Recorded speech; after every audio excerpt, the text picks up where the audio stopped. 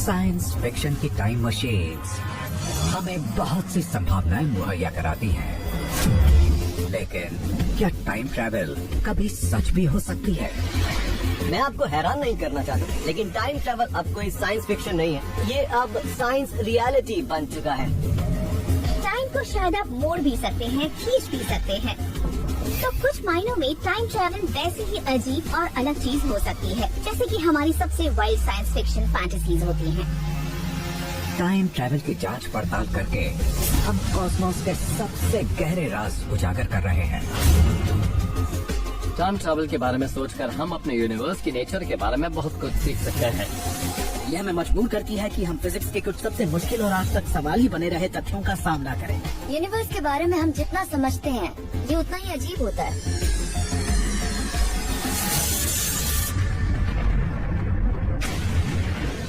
Cambridge, England में 2009 में बेहद प्रसिद्ध फिजिसिस्ट स्टीफन हॉकिंग ने एक पार्टी दी। खास स्नैक तैयार किए गए, शैंपेन परोसी गई, लेकिन मेहमानों की लिस्ट में दोस्त और फैमिली शामिल नहीं थे। इनवाइट किया गया सिर्फ टाइम ट्रैवलर्स को। ये ऐसी शख्सियत थे जिन्होंने ब्लैक होल्स पर फिजिक्स ऑफ टाइम पर काम किया था। तो उन्होंने सोचा कि अगर सचमुच टाइम ट्रैवलर्स मौजूद हैं, तो फिर वो इस पार्टी के लिए स्पेस और टाइम के एक खास मुकाम पर जरूर साथ आएंगे। इस पार्टी की एक जगह, तारीख और समय तय किया गया, लेकिन ये न्योता पार्टी के बाद दिया गया।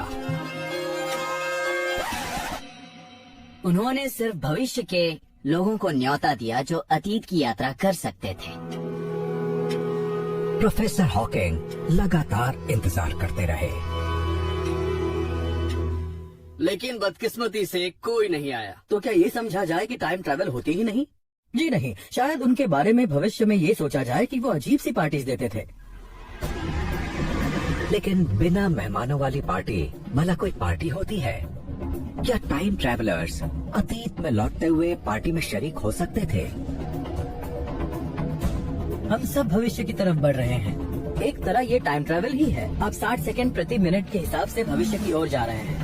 ये एक तरह की छलांग जैसा है। टाइम ट्रैवल की चर्चा करने के दौरान आप या तो भविष्य में या अतीत में तेजी से जाने की बात करना चाहते हैं। अगर हम स्टीफन हॉकिंग की पार्टी में जाना चाहें, जो अब अतीत की बात है, तो हम ऐसा कैसे करेंगे? इसका एक तरीका होगा टाइम से होकर गुजरने के अपने रास्ते को बदलना, और एल्बर्ट आइंस्टाइन के मुताबिक ये मुमकिन है। 100 साल पहले आइंस्टाइन ने एक साइंटिफिक क्रांति शुरू की। उनका कहना था कि हम स्पेस और टाइम से जुड़े अपने कॉमन सेंस आइडियाज को भूल जाएं। तो हम अपने यूनिवर्स को वक्त के साथ बदलने वाली एक 3 डायमेंशनल जगह के बजाय इसे एक 4 डायमेंशनल जगह के तौर पर सोचें, जिसे कहते हैं स्पेस टाइम। अगर आप इस बारे में गंभीरता से सोचें, तो टाइम से जुड़ी आपकी सारी ऑब्जर्वेशंस स्पेस में मूव करने वाली किसी चीज से सीधी जुड़ी महसूस होंगी। किसी दिन में सूरज के उगने और ढलने के अलावा और क्या होता है? या फिर कोई घंटा किसी घड़ी की सुई के मोशन से ज्यादा और क्या है?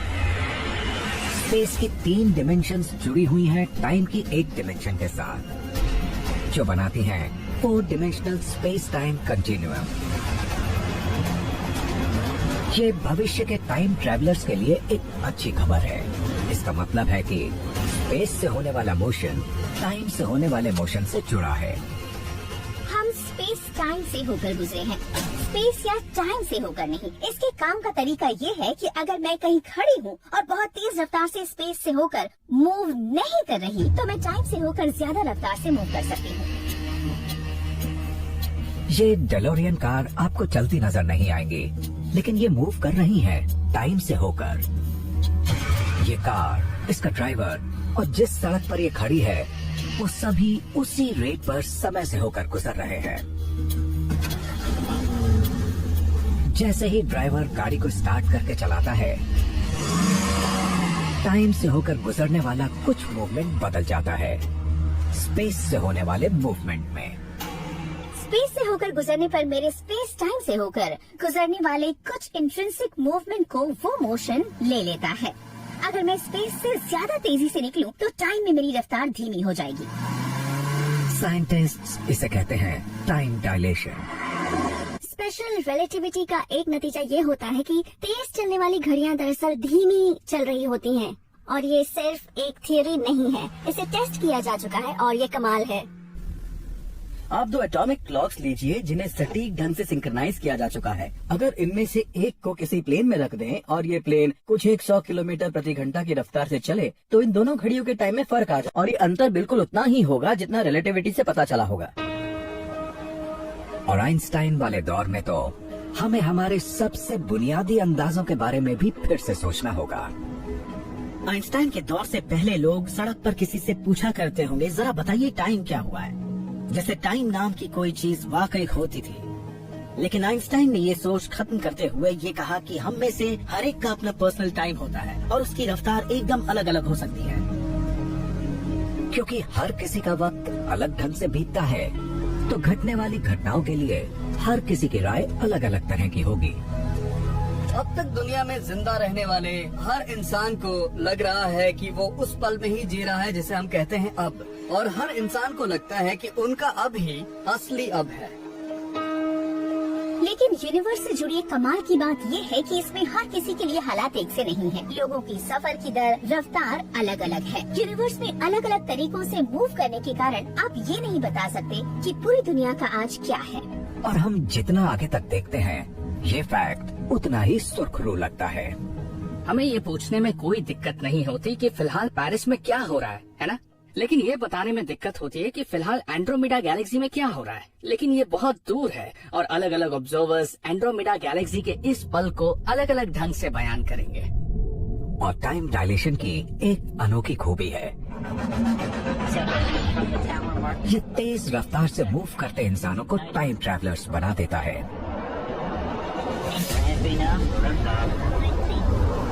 27 मार्च 2015 एस्ट्रोनॉट स्कॉट कैली इंटरनेशनल स्पेस स्टेशन के लिए रवाना हुए।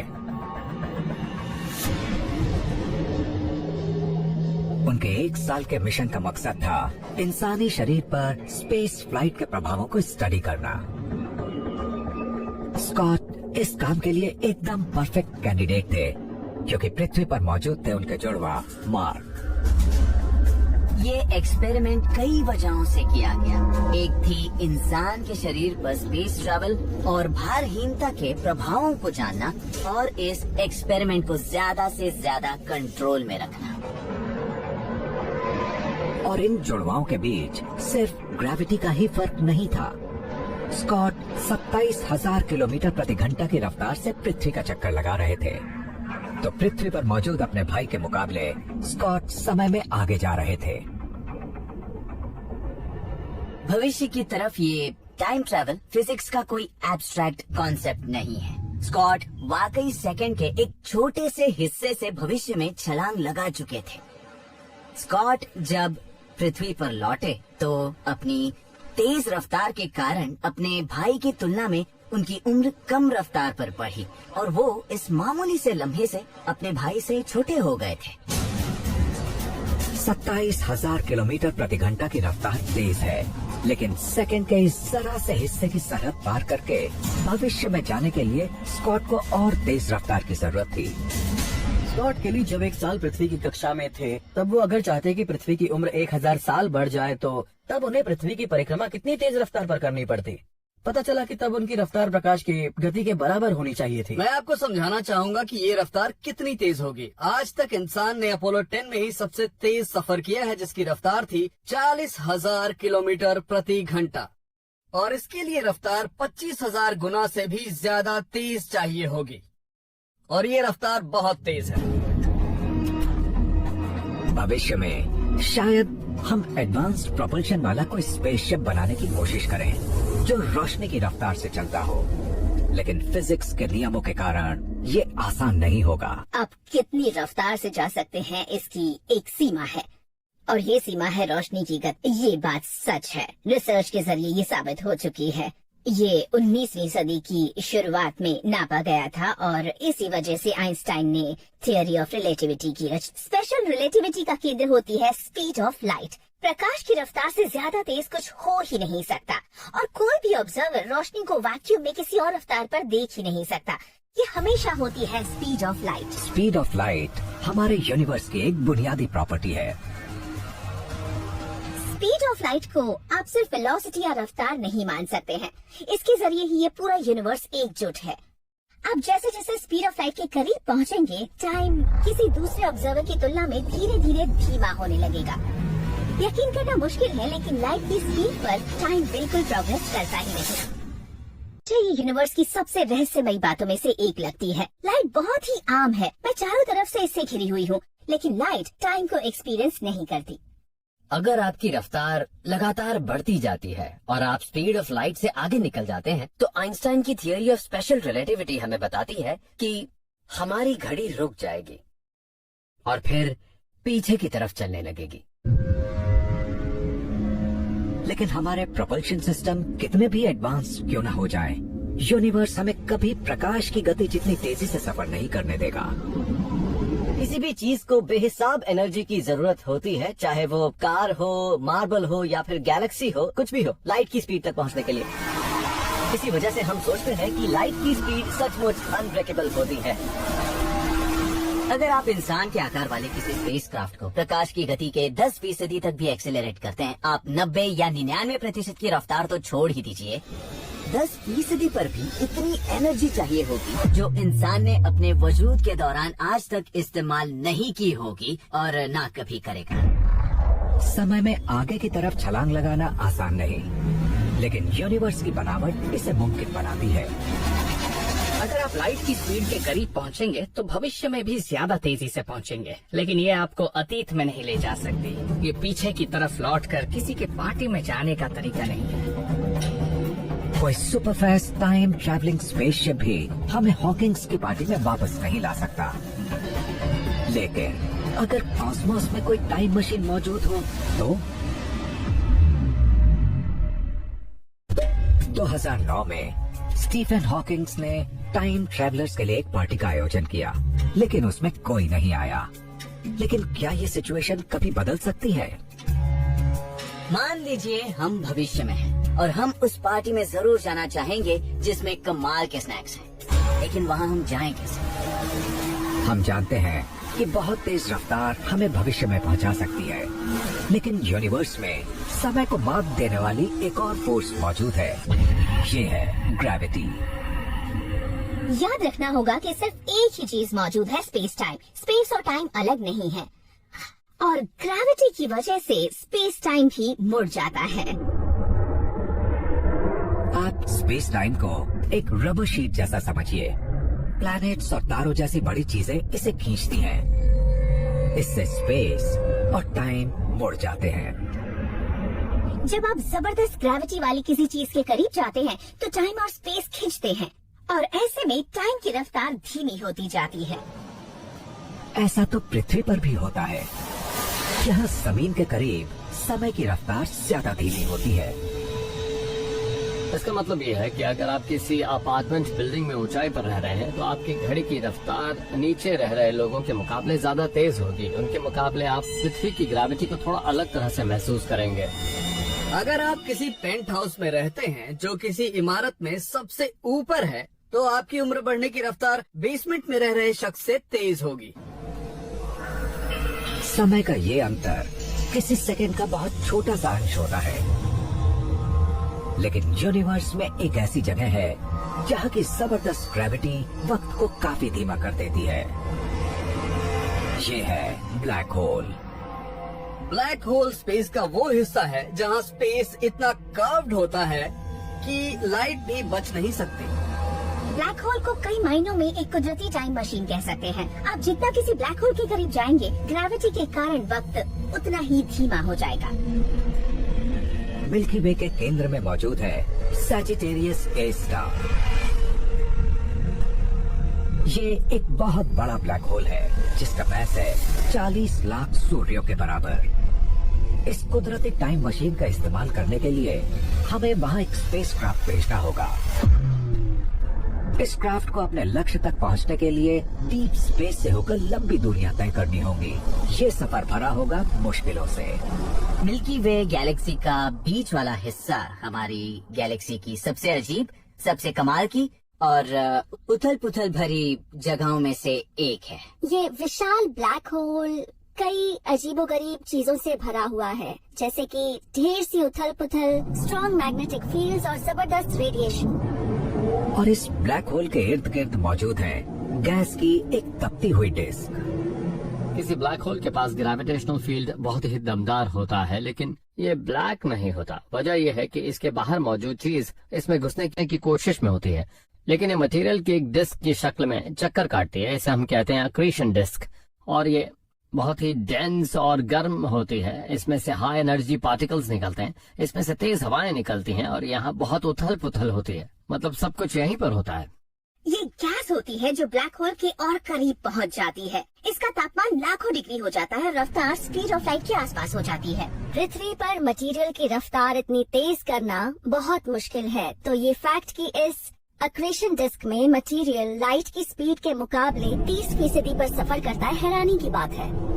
हमारे मिल्की वे के केंद्र में मौजूद इस विशाल ब्लैक होल वाला हिस्सा कमजोर दिल वालों के लिए बिल्कुल नहीं है। अगर क्राफ्ट सफर को झेल जाए तो क्रू को पहली बार सजिटेरियस ए स्टार करीब से दिखेगा और वो इसके प्रभावों को महसूस कर पाएंगे। जब स्पेसक्राफ्ट ब्लैक होल के करीब पहुंचेगा तो अजीबो गरीब चीजें होने लगेंगी। मिशन कंट्रोल को एस्ट्रोनॉट्स कुछ ऐसे दिखेंगे, हेलो, और एस्ट्रोनॉट्स को मिशन कंट्रोल का जवाब ये सुनाई देगा, ओह माय गॉड, सब ठीक तो है, यानी स्पीड बहुत तेज हो। फिर एस्ट्रोनॉट्स जवाब देंगे, ओ मैं ठीक हूँ। वो स्लो मोशन में मूव करते नजर आएंगे। क्रू क्राफ्ट को इस सुपरमैसिव ब्लैक होल की ऑर्बिट की तरफ मोड़ता है। मिशन कंट्रोल को शायद क्राफ्ट हर 16 घंटे में परिक्रमा करता दिखे, लेकिन क्रू को ऑर्बिट बहुत छोटी लगेगी। दरअसल सजिटेरियस ए स्टार की ग्रेविटी मिशन कंट्रोल के मुकाबले क्राफ्ट के टाइम को धीमा कर देती है। अगर आप किसी स्ट्रॉन्ग ग्रेविटेशनल फील्ड में एंटर होते हैं, जैसे ब्लैक होल के करीब, और फिर आप वापस आते हैं, तो आप कम टाइम एक्सपीरियंस करेंगे पृथ्वी पर रहने वाले इंसान के मुकाबले। लेकिन ये आपको अजीब नहीं लगता। आप अपनी घड़ी देखेंगे तो आपको वक्त आपके अंदाज के हिसाब से ही बताता मालूम होगा। आपको महसूस भी नहीं होगा कि आप एक ग्रेविटेशनल फील्ड में हैं। पता तब लगेगा जब आप लौटेंगे और यहाँ के लोगों से घड़ी को मिलाएंगे। इस तरह ब्लैक होल के करीब तक जाने और फिर वापस आने से आप पृथ्वी पर मौजूद लोगों के मुकाबले अपने टाइम पैसेज की रफ्तार बढ़ा सकते हैं। यानी आप वक्त में छलांग लगा रहे हैं, इस तरह टाइम ट्रैवलिंग कर रहे हैं। अगर किसी ब्लैक होल के बाहर मौजूद ग्रेविटी टाइम में किसी स्पेसक्राफ्ट की रफ्तार बढ़ा देती है तो अंदर क्या होगा? ये जानने के लिए क्रू एक मैन प्रोब को ब्लैक होल के इवेंट होराइजन की तरफ भेजता है। अगर उनके साथ कम्युनिकेशन बनाए रखा जा सके तो आपको हर चीज लाल होती नजर आएगी। ब्लैक होल की ग्रेविटी से बाहर आती लाइट दरअसल अपनी एनर्जी गंवा रही होती है। ये पहले से धीमी पड़ती जाएगी और जब ये इवेंट होराइजन तक पहुंचेगी तो ये बहुत कम होकर फ्रीज हो जाएगी। इवेंट होराइजन पर प्रोब टाइम में फ्रीज होता और गायब होता मालूम पड़ता है, लेकिन प्रोब में टाइम बिल्कुल नहीं बदलता। क्रू ब्लैक होल में घुस जाता है। अंदर जबरदस्त ग्रेविटेशनल फोर्सेस के कारण प्रोब नूडल की तरह खिंच सकता है। अगर क्राफ्ट सही सलामत बच जाए तो क्रू सेंट्रल सिंगुलैरिटी की तरफ बढ़ता जाता है। यहाँ फिजिक्स के नियम फेल हो जाते हैं। सिंगुलैरिटी एक असली डिसकंटिन्यूटी है, स्पेस टाइम के फैब्रिक में एक कॉजल ब्रेक, और ये इस बात को कहने का एक शालीन तरीका है कि हमें नहीं पता कि इसके नीचे क्या होता है। अगर कोई सिंगुलैरिटी स्पेस टाइम में एक ब्रेक है तो क्या ये हमें टाइम में जंप लगाने की काबिलियत दे सकती है? किसी सुपर मैसिव ब्लैक होल के अंदर क्या होता है, ये सब बेहद एडवांस्ड थियोरेटिकल फिजिक्स के दायरे में ही आता है। और ये भी हो सकता है कि सुपर मैसिव ब्लैक होल के केंद्र में मौजूद सिंगुलैरिटी से होकर गुजरा जा सकता है। इसके कई मायने हो सकते हैं, जैसे कि पैरेलल यूनिवर्सेस या फिर टाइम ट्रैवल।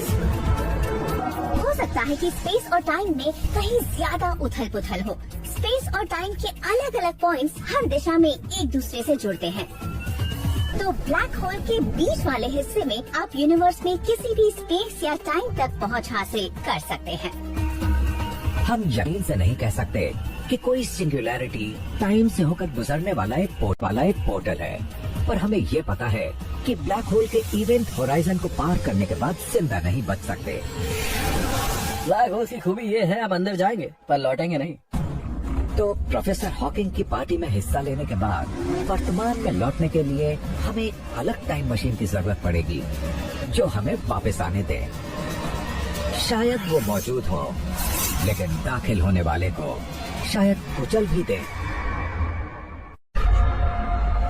फिल्मों में टाइम ट्रैवल 140 किलोमीटर प्रति घंटा की रफ्तार से कार चलाने या किसी ब्लैक होल में घुसने जैसा आसान दिखाया जाता है। अतीत में टाइम ट्रैवल के कॉन्सेप्ट को फिल्मों और टीवी शोज में अक्सर दिखाया जाता है। वो ऐसा सही दिखाते हैं या गलत, कहना मुश्किल है। फिलहाल हम टाइम ट्रैवल को जितना भी समझते हैं वो या तो बहुत तेज रफ्तार पर सफर करने जैसा है या किसी ग्रेविटेशनल फील्ड से गुजरने जैसा है। ये सब चीजें आपको भविष्य में ले जा सकती हैं, लेकिन अतीत में नहीं। क्या फिजिक्स अतीत के लिए एक अलग रास्ता मुहैया करा सकती है? तारे और प्लैनेट्स स्पेस टाइम को मोड़ देते हैं और ब्लैक होल्स इन्हें बेंड कर देते हैं, लेकिन वर्म होल्स कहलाने वाले अजीब और थियोरेटिकल ऑब्जेक्ट्स स्पेस टाइम से गुजरते हुए एक सुरंग के जरिए दो दूर दराज पॉइंट्स को आपस में जोड़ सकते हैं। मान लीजिए कि स्पेस टाइम का फैब्रिक इस बड़ी शीट जैसा है और आप एक से दूसरे पॉइंट तक पहुंचना चाहते हैं, तो वर्म होल इन दोनों पॉइंट्स के बीच एक पुल जैसा बना देगा और ये दोनों पॉइंट्स एक दूसरे के करीब आ जाएंगे।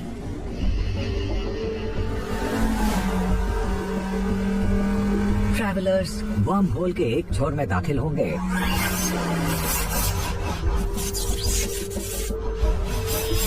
और एक बिल्कुल अलग जगह निकलेंगे, जिससे दूर दराज लोकेशंस तक सीधी पहुंच मुहैया हो जाएगी।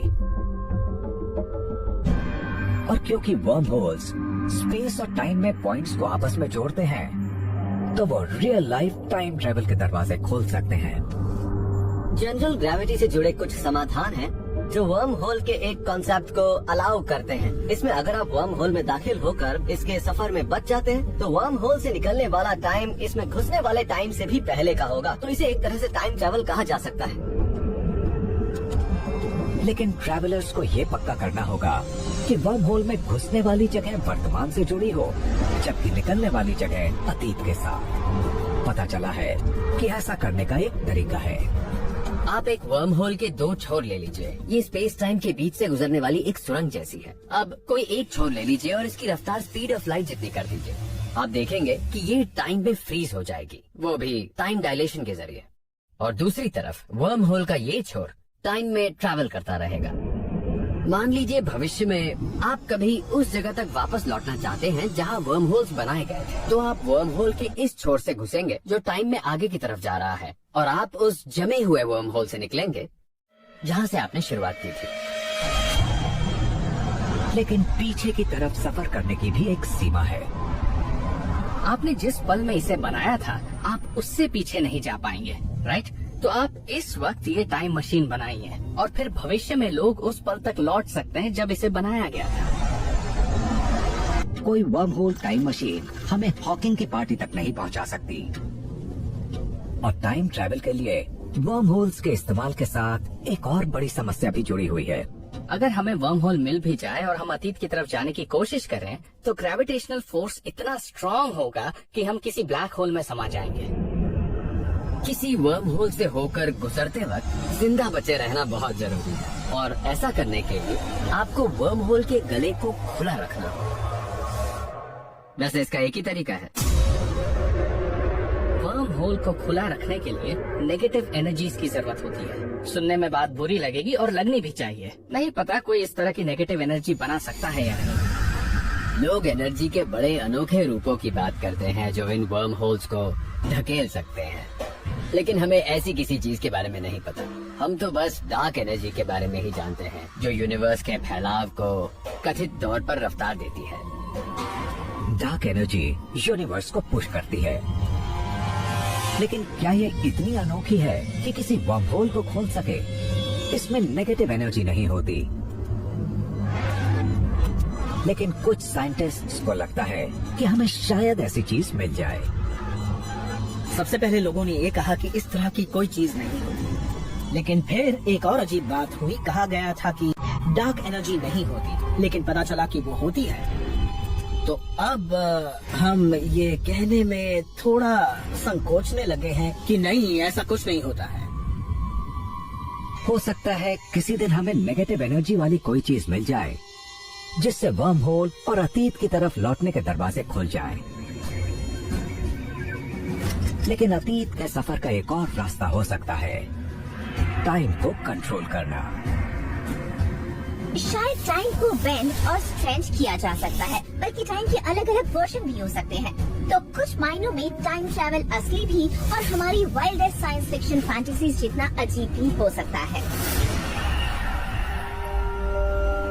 टाइम ट्रैवल से साइंस फिक्शन से जुड़ी कमाल की यात्राओं की प्रेरणा मिलती है, और शायद अतीत का सफर करना सबसे बढ़िया वेकेशन साबित हो। अगर मैं अतीत में जा पाती तो मैं उस दौर में जाना चाहती जब प्राचीन रोमन एम्पायर के सुनहरे दौर में था। मैं अतीत में 13 अरब साल पहले लौटकर हमारी गैलेक्सी को बनते देखना चाहूंगा। अगर मैं एक टाइम ट्रैवलर होती तो मैं जरूर स्टीफन हॉकिंग की पार्टी में शामिल होना चाहती। लेकिन क्या ये वाकई मुमकिन है? क्या हम कभी अतीत के सफर पर जा सकेंगे? अगर हम सचमुच अतीत का सफर कर सकें तो संभावनाएं बेहिसाब होंगी, लेकिन ऐसे सफर के दौरान रहस्यमय टेम्पोरल पैराडॉक्सिस का भी सामना करना पड़ता है। साइंस फिक्शन में भी टाइम ट्रैवल पैराडॉक्सिस से जुड़ी हुई है। क्या ऐसा मुमकिन है कि आप अपने अतीत को बदल सकें? और इसे समझाने का सबसे आसान तरीका है ग्रैंडफादर पैराडॉक्स। जरा सोचिए कि आप अतीत में लौट पाते और अपने दादाजी को मार पाते। ऐसा होने पर आपके माता पिता कैसे पैदा हो पाते और आपका जन्म भी नहीं हो सकता? अगर आप पैदा ही ना होते, आपका वजूद ही ना होता, तो आप अपने दादा को कैसे मारते? आप बस गोल गोल घूमते रहेंगे। इस बात का कोई मतलब नहीं निकलेगा। ऐसा होना नामुमकिन है। ऐसा लगता है कि यूनिवर्स के नियम आपको अतीत में लौटने की इजाजत नहीं देंगे, लेकिन शायद इनमें कोई लूप होल हो। बिना किसी पैराडॉक्स को क्रिएट किए अतीत में सफर करने का तरीका हो सकता है। इसका श्रेय जाता है स्पेस और टाइम के आपसी रिश्ते को। जब आप एक 4 डायमेंशनल स्पेस टाइम में यकीन करने लगते हैं, तो फिर आप उस पूरी 4 डायमेंशनल चीज की हकीकत को कंसेप्चुअलाइज करने लगते हैं, जो है ब्लॉक यूनिवर्स। ये 4 डायमेंशन वाली चीज होती है। उसके अलग अलग हिस्से और टाइम के अलग अलग पल होते हैं।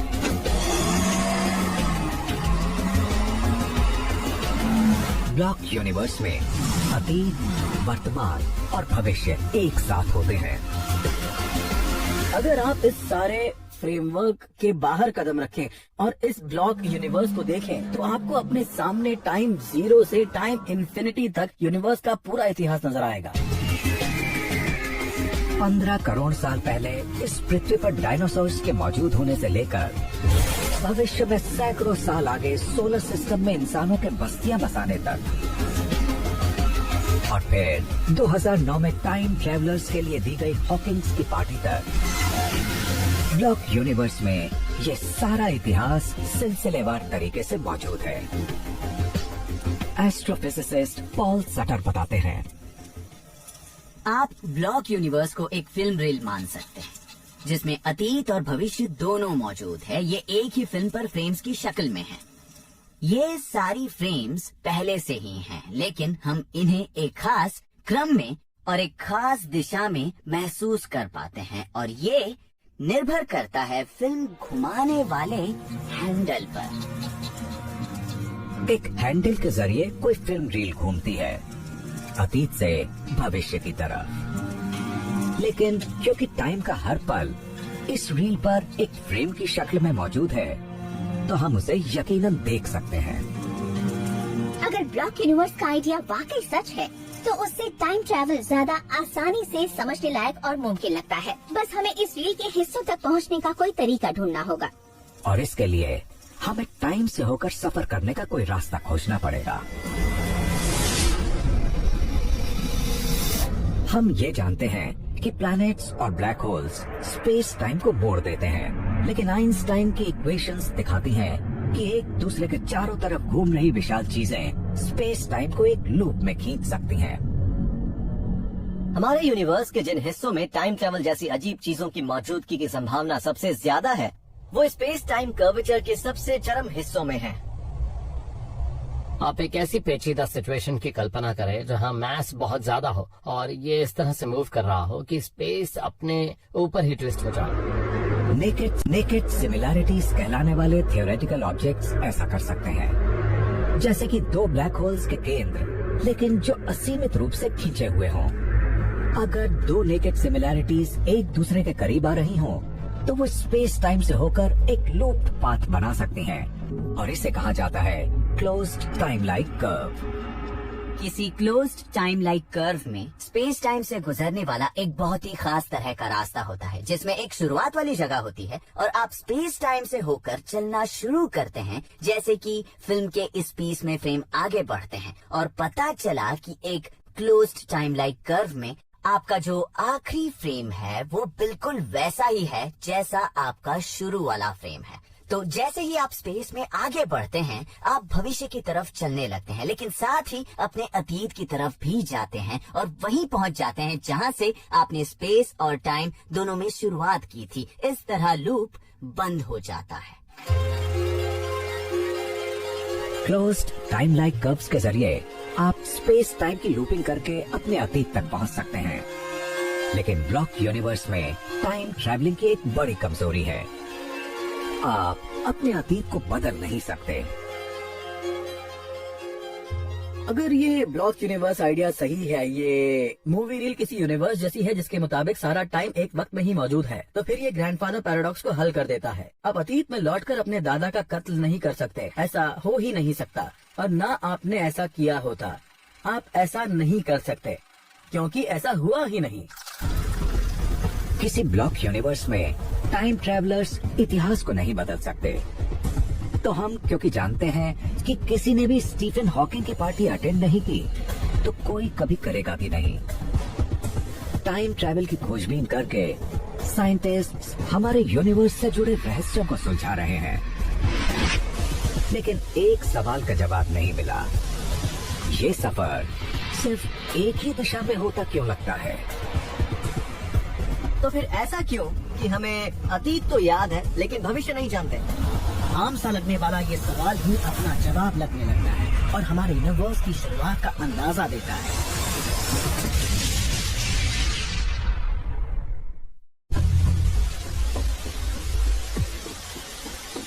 पैसेज ऑफ टाइम पत्थर में नक्श नहीं है।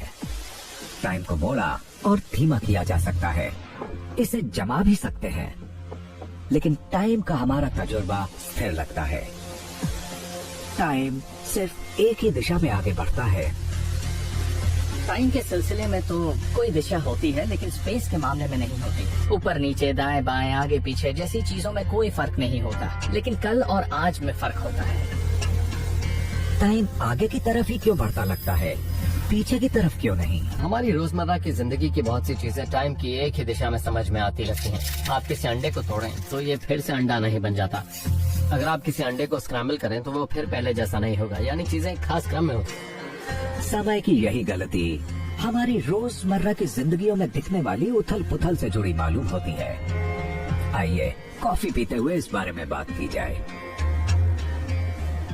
अगर मेरे सामने कॉफी का ये मग मौजूद है, तो ऐसा तभी हो सकता है अगर मग के तमाम छोटे छोटे टुकड़े, सारा लिक्विड और कॉफी इस शेप में हो और वो फिलहाल मेरे सामने है। मग को कहा जाता है हाईली ऑर्डर्ड स्टेट। लेकिन अगर मैं इसे टेबल से गिरा दूं और इस मग के टुकड़े टुकड़े हो जाएं, तो ऐसा कभी नहीं हो सकता कि ये सारे बिखरे हुए टुकड़े और लिक्विड दोबारा से एक मग की शक्ल ले लें। हम ये जानते हैं कि ये टूटा हुआ प्याला फिर से साबुत नहीं हो सकता। साइंटिफिक टर्म्स में कॉफी मग का ये डिसऑर्डर या एंट्रोपी बढ़ते ही जाते हैं, घटते कभी नहीं। और पूरे यूनिवर्स में एंट्रोपी भी बढ़ती ही है, जैसे कि यूनिवर्स में समय अतीत से भविष्य की ओर बढ़ता है। यूनिवर्स में मौजूद हर चीज धीरे धीरे और ज्यादा डिसऑर्डर्ड होती जा रही है, लेकिन क्यों? हम कभी ये नहीं सोचते कि टूटे हुए अंडे फिर से आपस में जुड़ जाएं और ये सिलसिला लौट सकता है बिग बैंग तक कि तब स्थितियाँ कैसी रही होंगी। 13 अरब 80 करोड़ साल पहले स्पेस टाइम एक छोटे से पॉइंट से बड़ी तेजी से फैला। पलक झपकते ही यूनिवर्स का जन्म हो गया। तो ये था टाइम का पहला पल। हमारे यूनिवर्स की मौजूदा समझ ये बताती है कि एक टाइम जीरो भी होता था। इस पल में यूनिवर्स अपने वजूद में आया और वो है बिग बैंग। शायद बिग बैंग एक बहुत ही लो एंट्रोपी स्टेट रही होगी। सब कुछ ऑर्डर में था, बहुत डेंस था और बहुत ही गर्म भी। तो एंट्रोपी कहीं जा नहीं सकती थी, बस उसके पास बढ़ने का विकल्प था। टाइम जीरो पर यूनिवर्स एनर्जी के हाईली ऑर्डर्ड डेंस स्पेक से बढ़ने लगा। 3,80,000 साल बाद पहले एटम बने, फिर धीरे धीरे गैस आपस में एकजुट होने लगी। फिर करीब 20 करोड़ साल बाद पहले तारे बने, फिर कुछ टाइम बाद उनसे गैलेक्सीज की रचना हुई।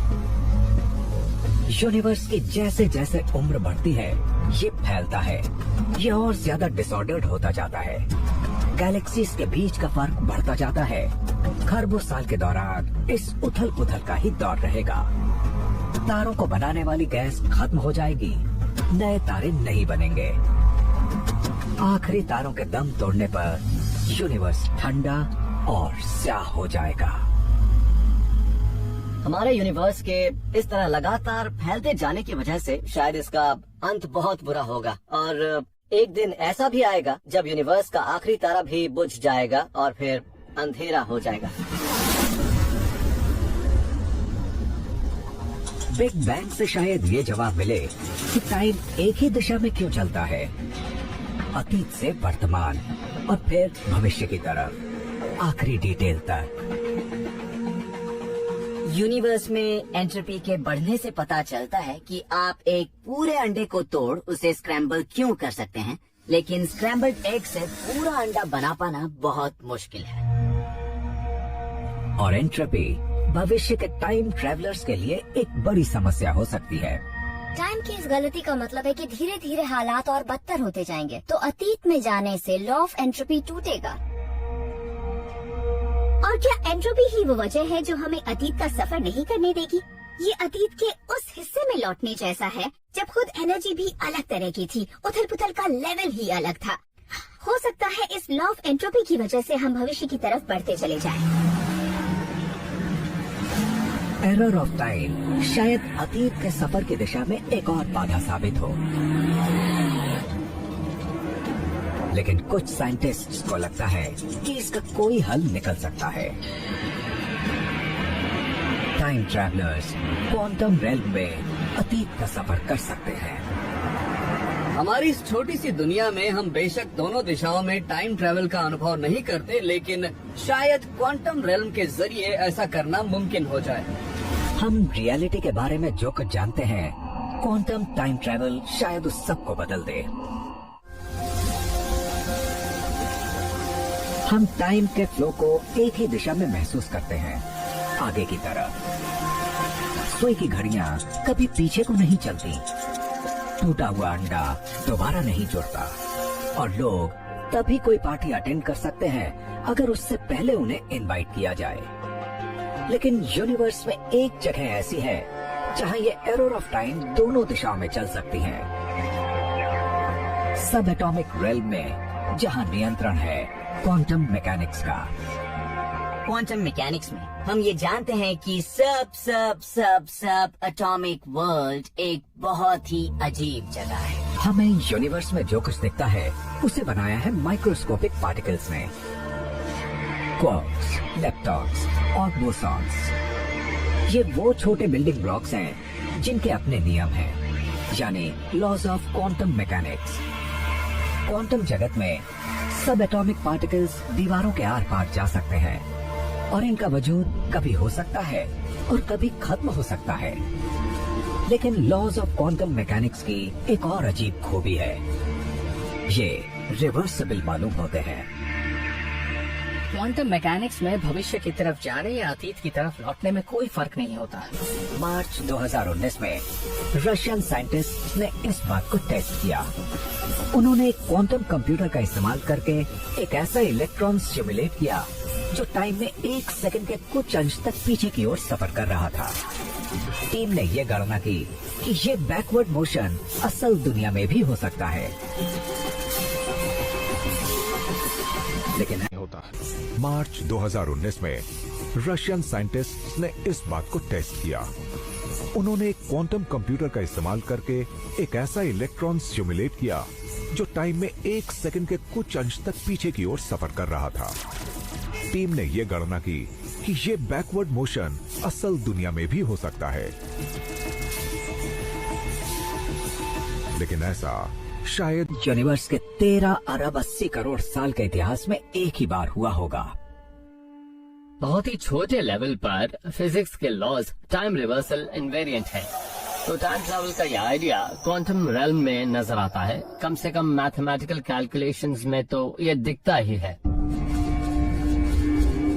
अगर quantum realms error of time असल दुनिया में आगे और पीछे की तरफ बढ़ती हैं, तो क्वांटम पार्टिकल्स स्टीफन हॉकिंग की पार्टी के लिए एक नया रास्ता सुझा सकते हैं। लेकिन शायद ये सफर पुरसुकून ना हो। अगर क्वांटम टाइम ट्रैवल का ये आइडिया सच्चा है तो आप स्टीफन हॉकिंग की टाइम ट्रैवल पार्टी में जा सकते हैं, लेकिन एक बार में एक सब एटॉमिक पार्टिकल के जरिए। इंसान के शरीर में इस पृथ्वी पर मौजूद रेत के कुल कणों से भी ज्यादा पार्टिकल्स होते हैं, तो किसी इंसान को सुरक्षित तरीके से सब एटॉमिक पार्टिकल्स में डिकंस्ट्रक्ट करके उसे दोबारा से बनाना मुमकिन नहीं है। लेकिन क्या क्वांटम पार्टिकल्स एक अलग तरह की टाइम ट्रेवल के लिए रास्ता आसान बना सकते हैं? हम क्वांटम पार्टिकल्स का इस्तेमाल करके रोजाना इंफॉर्मेशन को भेजते हैं। इलेक्ट्रॉन्स हमारे कंप्यूटर्स में सिग्नल्स को पहुंचाते हैं और फोटॉन सेल फोन सिग्नल्स को स्पेस में पहुंचाकर वापस भी लाते हैं। तो क्या हम इंफॉर्मेशन को पार्टिकल्स पर एनकोड करके अतीत में भेज सकते हैं? शायद हमारे आज से कम उम्र वाले शरीर को। अगर आप इंफॉर्मेशन को अतीत में भेज सकें तो आप बहुत ही अमीर हो सकते हैं। अगर आप अगले हफ्ते के स्टॉक प्राइसेस को अतीत में भेज सकें तो वाकई आपकी जेबें काफी भारी हो सकती हैं। वर्तमान को बदलने के लिए अतीत की ओर इंफॉर्मेशन भेजने का आइडिया काफी दिलचस्प है। शायद हम 2009 वाली हॉकिंग्स की पार्टी के लिए साइंटिस्ट्स को इनविटेशन भेज सकें। लेकिन अगर ये मुमकिन हो भी जाए तो भी हमें पता नहीं चलेगा कि ये संदेश पहुंचा या नहीं। पर क्वांटम मैकेनिक्स इस बात में एक अड़ंगा लगाकर ये सजेस्ट करता है कि अतीत भी कई अलग अलग फ्यूचर्स में बढ़ सकता है। अगर दो सब एटॉमिक पार्टिकल्स के बीच एक इंटरैक्शन होता है तो ये संभावना है कि वो एक दिशा में जाए या दूसरी दिशा में, पर हमें ये एक ही दिशा में जाता लगेगा। पर क्वांटम मैकेनिक्स का कहना है कि ये दोनों दिशाओं में जा सकता है, तो उससे दो यूनिवर्स बन जाते हैं। टाइमलाइन स्प्लिट हो गई है। क्वांटम जगत में किसी पार्टिकल को या डिलोरियन को किसी पार्टी में इनवाइट करने से एक नई टाइमलाइन बन सकती है। तो इस नई टाइमलाइन में तो हॉकिंग की पार्टी में काफी मेहमान रहे होते, पर हम इस पार्टी लाइन का हिस्सा नहीं है और न ही हमारे स्टीफन हॉकिंग। आप अपने ही यूनिवर्स में टाइम ट्रैवल करके चीजों को नहीं बदल सकते। अब एक पॉइंट ऑफ टाइम पर दूसरे यूनिवर्स में सफर करते हैं और वहाँ से ही चीजें आगे बदली जा सकती हैं, और तब चीजें बदलने से कोई फर्क नहीं पड़ेगा, क्योंकि उस यूनिवर्स में आप बाद में जन्म लेकर पीछे लौटकर चीजों को नहीं बदल सकते जो किसी दूसरे यूनिवर्स में हुई है। मैं जानता हूँ इस सब को समझना मुश्किल है और बताना भी कठिन है। हो सकता है कि अगर यूनिवर्स असीमित संख्या में हो तो शायद मैं इस बात को बेहतर ढंग से समझ पाऊँ। मुझे उम्मीद तो कुछ ऐसी ही है। लेकिन फिलहाल तो टाइम ट्रैवल एक साइंस फिक्शन ही है। तो मेरी निजी राय ये है कि कुछ भी समय में वापस लौटने वाला नहीं, ना पार्टिकल्स ना इन्फॉर्मेशन, कुछ नहीं। कभी कभी वक्त में वापस लौटने और किसी चीज को सुधारने जैसी रिपोर्ट सुनते रहते हैं, लेकिन ये किसी फिल्म को देखने से ज्यादा और कुछ भी नहीं है। पर किसी दिन शायद साइंटिस्ट एग्जॉटिक मैटर के किसी सोर्स को खोजकर किसी वर्म होल को खोल देंगे, कि स्पेस टाइम को मोड़ने का कोई तरीका ढूंढ लेंगे। आप किसी भी चीज को नामुमकिन नहीं कह सकते, क्योंकि आज हम जिसे साइंस समझते हैं वो एक सदी पहले साइंस फिक्शन या किसी सिर फिरे की बातें कही गई होंगी। पर मुझे थोड़ी बहुत उम्मीद है क्योंकि बहुत स्मार्ट लोगों ने ये साबित करने की कोशिश की है कि ये नामुमकिन है, मगर वो फेल हो गए। और शायद इस दौरान हम ये जान पाए how the universe works. Time travel यकीनन साइंस फैक्ट नहीं है, साइंस फिक्शन है, लेकिन टाइम ट्रैवल के बारे में सोचें और समझें कि ऐसा होना मुमकिन क्यों नहीं है। बहुत ही इंटरेस्टिंग है, क्योंकि इससे हम अपने यूनिवर्स के बारे में काफी कुछ जान सकते हैं। और इस बारे में सोचना भी वाकई दिलचस्प है, क्योंकि ये हमें फिजिक्स के कुछ बहुत ही मुश्किल सवालों के जवाब ढूंढने को भी मजबूर करता है, और इससे हम रियलिटी की गहरी समझ आखिरकार हासिल कर ही लेंगे। एलिस इन वंडरलैंड की तरह ये यूनिवर्स हमें रैबिट होल में और आगे ले जाता चला जा रहा है।